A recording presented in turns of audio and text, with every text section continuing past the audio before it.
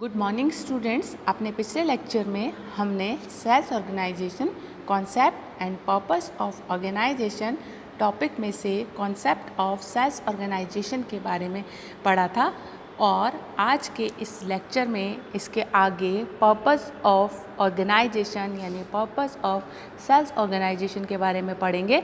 Purpose of sales organisation के बारे में पढ़ने से पहले रिकैप करते हैं कि सेल्स ऑर्गेनाइजेशन क्या होता है। What does mean cells organization? Let's see. Cells organization is a group of people working together to achieve the objective of cells. It is also said that cells organization is a structural framework specifying the formal authority and responsibility between persons working in the organization. It consists of group of individuals working jointly to attain qualitative and quantitative selling objectives। यानी विक्रय संगठन व्यक्तियों का वह समूह है जो विक्रय उद्देश्यों की प्राप्ति के लिए संयुक्त रूप से कार्य कर रहे हैं।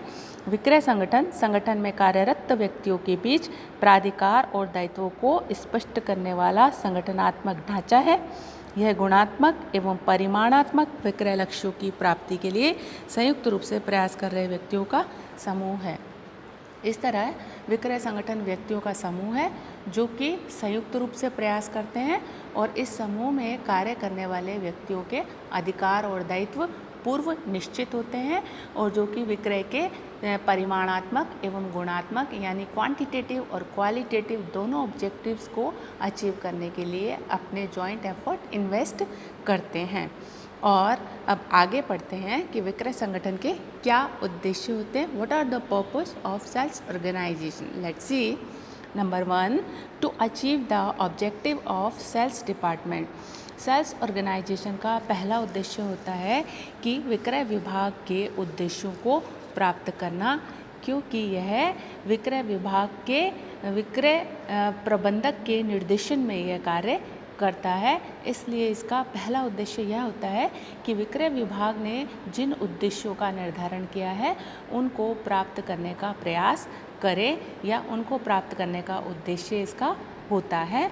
As it performs under the direct control of sales manager, therefore it has to achieve the objective of sales department. Sales objectives may be as increasing customer numbers, increasing sales, etc. विक्रय विभाग के उद्देश्य customers के number को increase करना हो सकता है या फिर सेल को इंक्रीज करना हो सकता है या अन्य कोई भी हो सकता है। तो जो भी कोई उद्देश्य होंगे उन उद्देश्यों को प्राप्त करना विक्रय संगठन का उद्देश्य होगा। The next is to implement the plans and strategies of sales. Executing strategies and plan is more important than making them. Successful execution of plan and strategies relies on a good sales organization. किसी भी उपक्रम के लिए उसकी सफलता के लिए व्यूह रचनाओं का निर्माण और योजनाओं का निर्माण किया जाना महत्वपूर्ण होता है, परंतु इससे भी ज़्यादा महत्वपूर्ण होता है कि उन योजनाओं और व्यूह रचनाओं का सफलतापूर्वक क्रियान्वयन किया जाए। तो एक विक्रय विभाग जो योजनाएं और जो स्ट्रेटजीज़ को फॉर्मुलेट करता है, बनाता है, उनके एग्जीक्यूशन की रिस्पॉन्सिबिलिटी या पर्पस सेल्स ऑर्गेनाइजेशन का होता है, क्योंकि जब तक यह स्ट्रेटजीज़ इम्प्लीमेंट नहीं होगी उनका कोई भी यूज़ या उपयोग या जो फ़ायदा है वह मिलने वाला नहीं है। So to implement the plans and strategies of sales is the purpose of sales organisation. The next is to determine the rights and duties of sales staff. Sales organisation का एक ऑब्जेक्टिव होता है कि इसमें वर्किंग जो persons हैं, working employees हैं, उनके राइट्स एंड ड्यूटीज़ को ये डिफ़ाइन करे, पूर्व निश्चित करे, क्योंकि जब तक इनके राइट्स एंड ड्यूटीज़ डिफ़ाइन नहीं होते हैं एक एम्बिग्यूइटी बनी रहती है कि किस व्यक्ति को क्या कार्य करना है या नहीं करना है और किसको रिपोर्ट करना है और किस से डायरेक्शन उसे मिलेंगे। As without clear guideline on rights and duties employees would face many problems and work would also slow down. as it is already specified that sales organization is a structural framework specifying the formal authority and responsibility between persons working in the organization।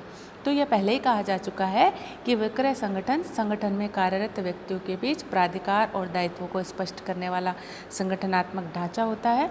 इसलिए यह तो निश्चित ही है कि इसमें कार्य करने वाले व्यक्तियों के अधिकारों और दायित्वों का स्पष्ट निर्धारण करना ही होगा और इस प्रकार इनका स्पष्ट निर्धारण का जो उद्देश्य होता है वह विक्रय संगठन का ही उद्देश्य होता है, जिससे कि काम स्मूथली चल सके।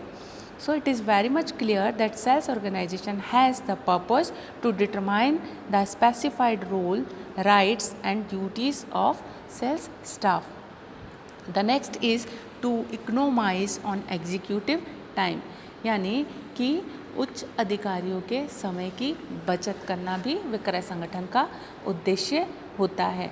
As a sales department operations and activities increases, additional subordinates are added. So it allows top sales executives to delegate more authority.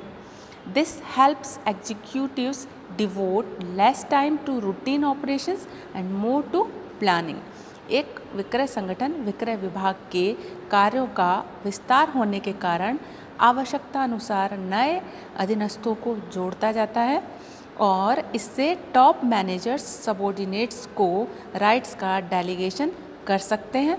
इससे एग्जीक्यूटिव्स रूटीन कार्यों में कम इंगेज होते हैं और प्लानिंग एंड पॉलिसी मेकिंग को ज़्यादा टाइम डिवोट कर सकते हैं। इस तरह एक संगठन एग्जीक्यूटिव्स के टाइम की बचत करता है। इसके कुछ उद्देश्य और भी हैं जो इस तरह हैं। टू ऑर्गेनाइज HR एक्टिविटीज़, कि विक्रय संगठन में कार्यरत व्यक्तियों के मामलों का प्रबंध करना से ये जो है सेल्स ऑर्गेनाइजेशन का उद्देश्य होता है। So to organise HR activity is another objective of sales organisation.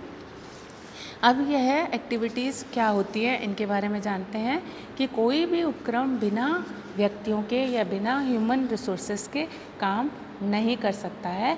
तो ह्यूमन रिसोर्सेज को मैनेज करने के लिए जो भी एक्टिविटीज़ की जाती है उनको हम HR एक्टिविटीज़ कहते हैं।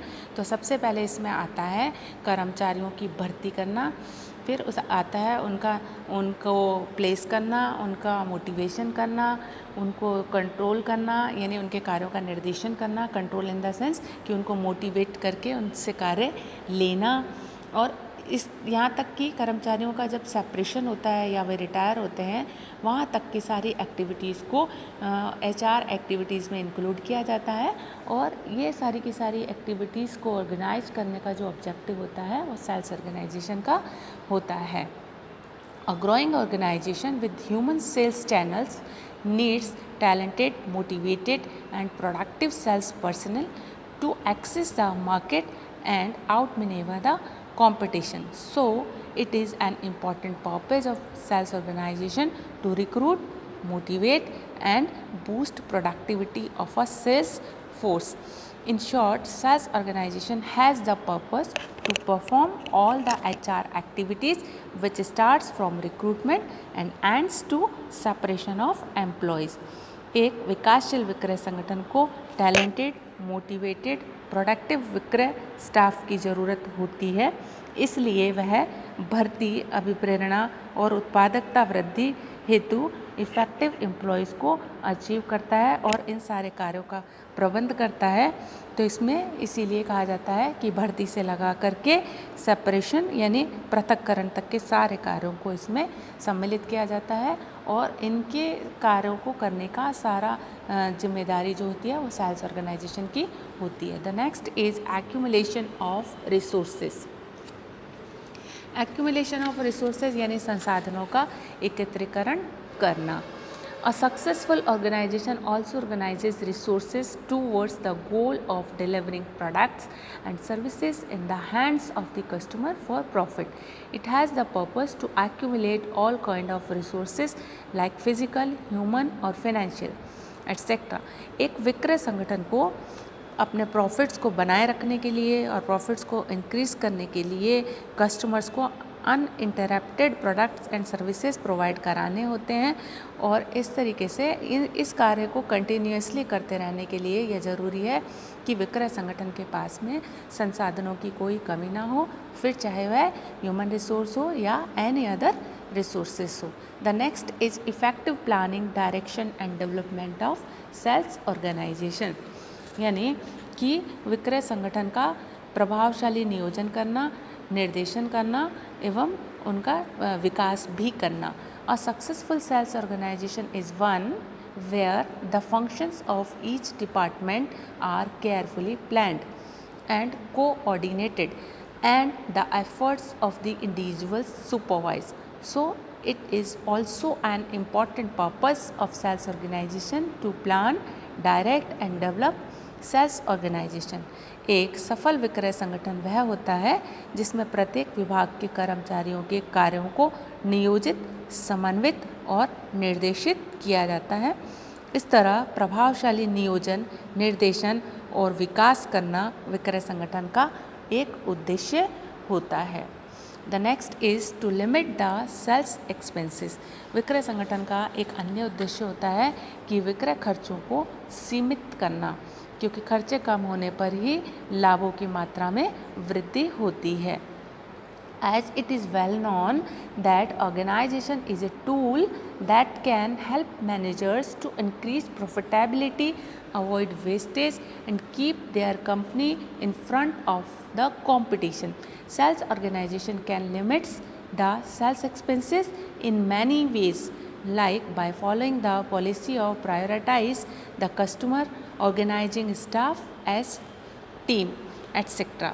यानी विक्रय संगठन विक्रय प्रबंध का वह उपकरण होता है या वह साधन होता है जो विभिन्न नीतियों जैसे ग्राहकों को प्राथमिकता देना, स्टाफ में टीम स्पिरिट को डेवलप करना, ऐसे उपायों का उपयोग करके प्रॉफिटेबिलिटी को बढ़ा सकता है और वेस्टेज को रोक सकता है, कंट्रोल कर सकता है और अपनी फर्म को कंपटीशन में फ्रंट लाइन में स्टैंड कर सकता है। तो आज हमने विक्रय संगठन के कुछ उद्देश्यों के बारे में जाना। इसके कुछ उद्देश्य और भी हैं जिनको हम अपने नेक्स्ट लेक्चर में जानेंगे। So today in this lecture we have discussed some purpose of sales organisation. Rest will be discussed in the next lecture. Thank you.